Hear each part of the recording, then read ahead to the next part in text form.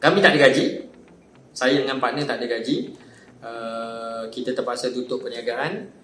Jadi paling pelik adalah kami kena cari jalan untuk selesaikan hutang-hutang.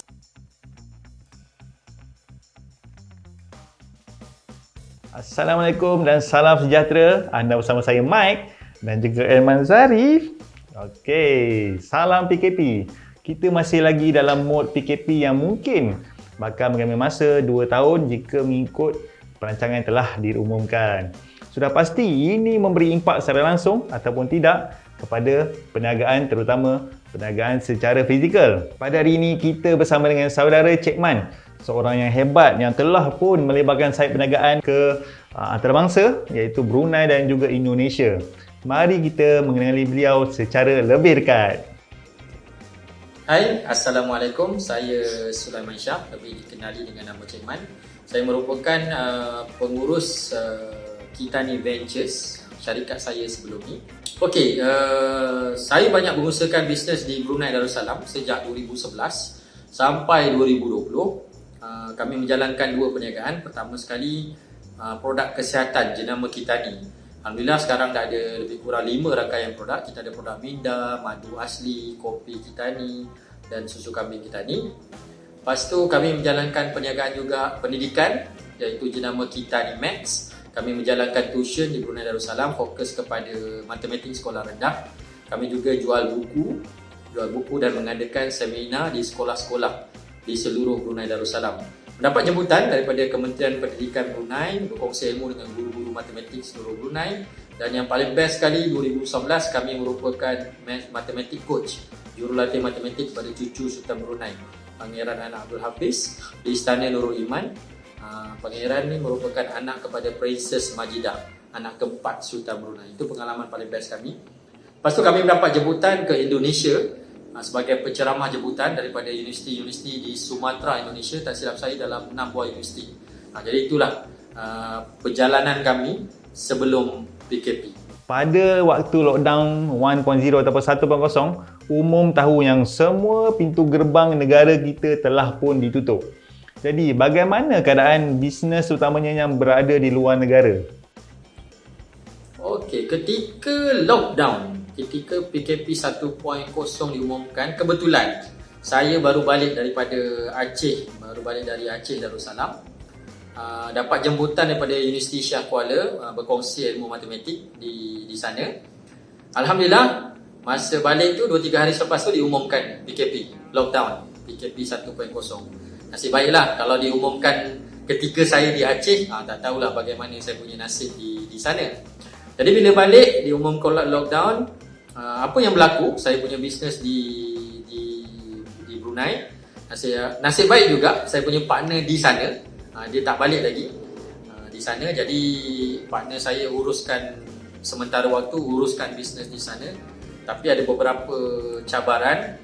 Antaranya kami tak dapat bawa masuk stok kami. Baru je post daripada sini, daripada KL ke Limbang, melalui Limbang sebelum masuk ke Brunei. Jadi pintu border tutup, kami tak dapat bawa masuk kami punya stok. Jadi stok tertahan di sempadan.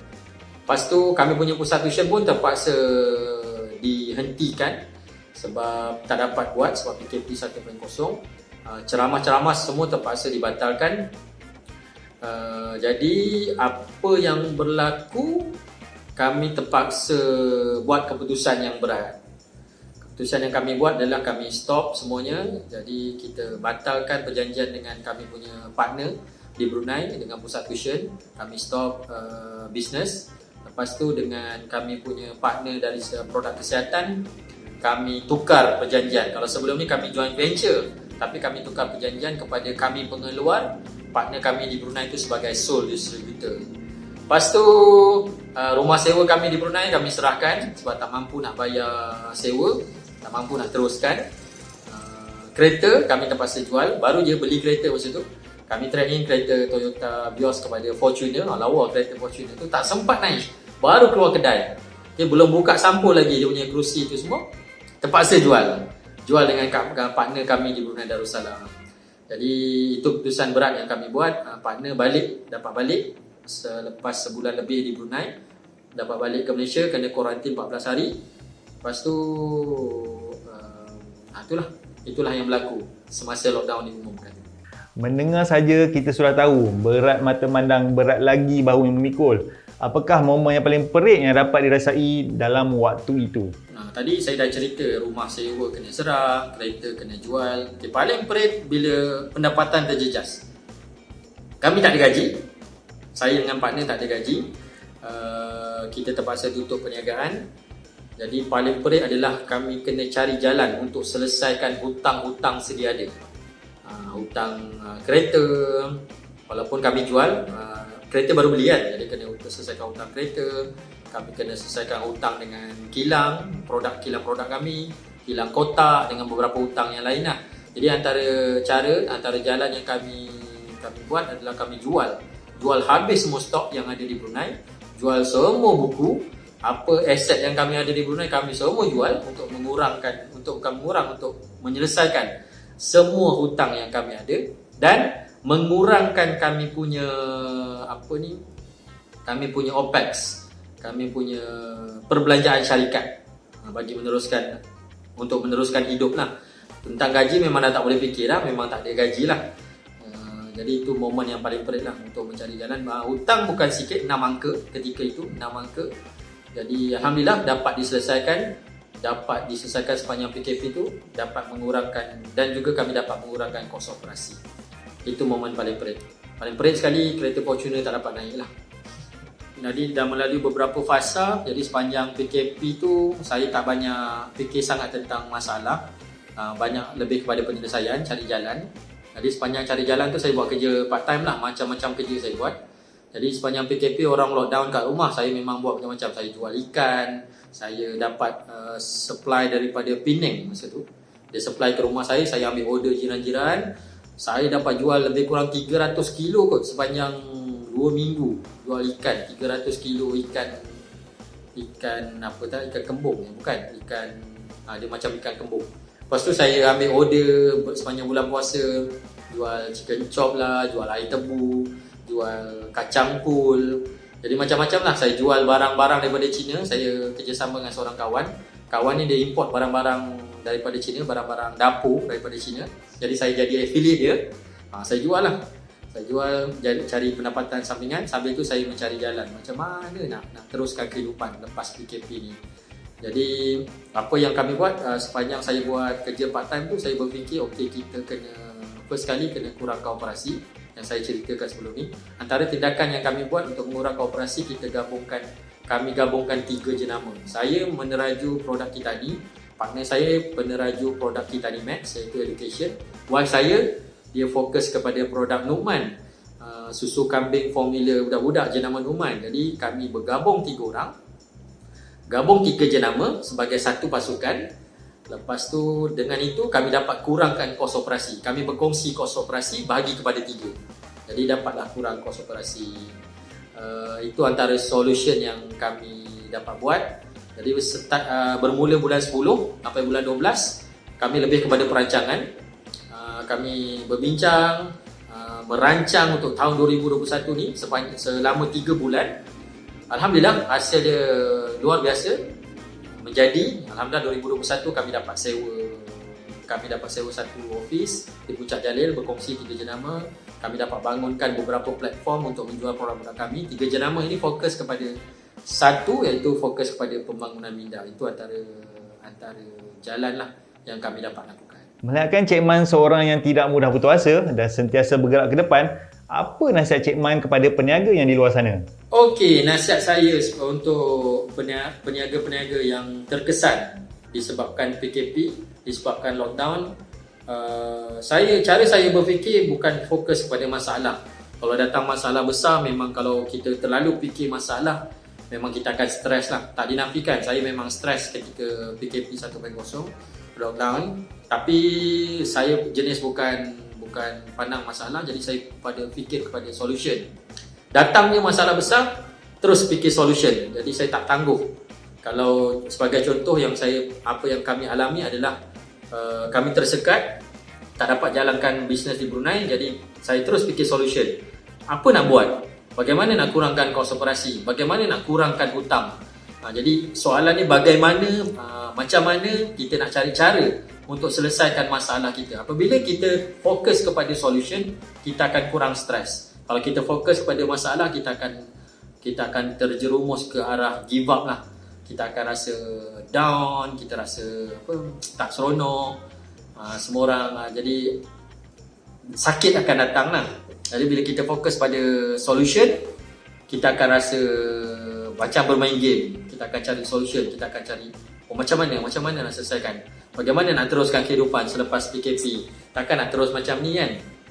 Jadi nasihat saya pada peniaga di luar sana, selain daripada fikir kepada jalan, kita kena juga mengambil kesempatan apa yang berlaku. Sebagai contoh, PKP saya nampak dalam bidang pendidikan, kita memang tak dapat jalankan bisnes secara fizikal, tapi kebanyakan pelajar-pelajar, anak-anak kita belajar di rumah. Jadi kami pandang satu sudut bahawa apa tools yang boleh digunakan untuk ibu bapa. Kita ni ibu bapa kat rumah nak mengajar anak bukan senang kan. Kita bukan ada kemahiran, kita bukan ada skill mengajar. Kita tak ada tools.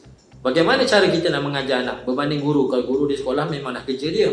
Jadi itulah peluang yang kami nampak. Sepanjang kami berkongsi di Brunei sampai masuk ke istana, kami jurulatih matematik Cucu Sultan Brunei, tools yang kami gunakan tu kami tak pernah kongsikan. Jadi bila berlaku situasi PKP, kami kata apa salahnya kita kongsikan apa tools yang kami gunakan. Jadi kami jadikan produk Pentagon. Tools kami fokus pada asas matematik. Jadi itu yang terhasil.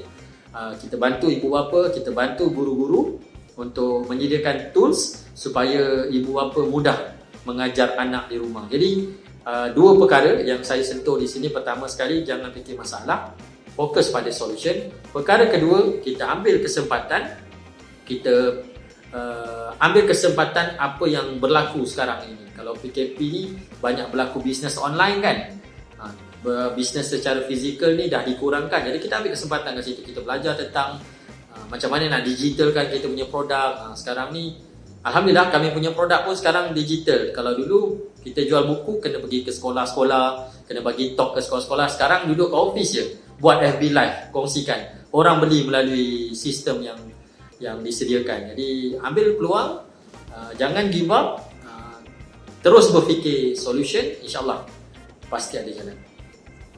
Alhamdulillah, kebangkitan Cik Man banyak memberi inspirasi kepada mereka yang di luar sana. Boleh cerita sedikit apa bisnes Cik Man sebenarnya? Terima kasih kerana memberi peluang saya berkongsi pengalaman pribadi menghadapi situasi yang sukar sepanjang COVID-19. Untuk pendengar-pendengar di luar sana yang ingin mengikuti saya, Cik Man, boleh follow Facebook saya, Cik Man, CHEMAN, gambar saya. Sebab saya di situ saya berkongsi secara live saya punya pengalaman, saya berkongsi mengajar asas matematik. Jadi bolehlah tuan-tuan bersama dengan anak belajar asas matematik. Apa specialnya Cik Man ni? Apa specialnya Pentagon yang kami hasilkan sehingga kami dijemput ke Istana Brunei Darussalam berkongsi ilmu dengan Cucu Sultan, sehingga sampai ke peringkat Kementerian Pendidikan Brunei memanggil kami berkongsi dengan guru-guru matematik seluruh Brunei.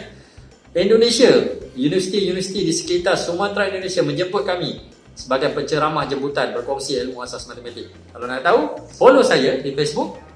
Pastikan anak-anak tuan-puan belajar bersama dengan Cik Man. Sekian daripada saya. Salah dan silap saya minta maaf. Kalau ada kata-kata yang tergurus, minta maaf. Semoga apa perkongsian saya ini dapat memberi manfaat kepada semua orang. Assalamualaikum warahmatullahi wabarakatuh. Terima kasih Cik Man atas apa yang dikongsikan. Perkara yang kita boleh ambil daripada Cik Man adalah jangan fikirkan masalah, fikirkan jalan penyelesaian. Semoga video ini dapat memberi manfaat kepada mereka di luar sana. Jangan lupa like, share dan subscribe. Kita jumpa lagi di episod yang seterusnya. Bye-bye.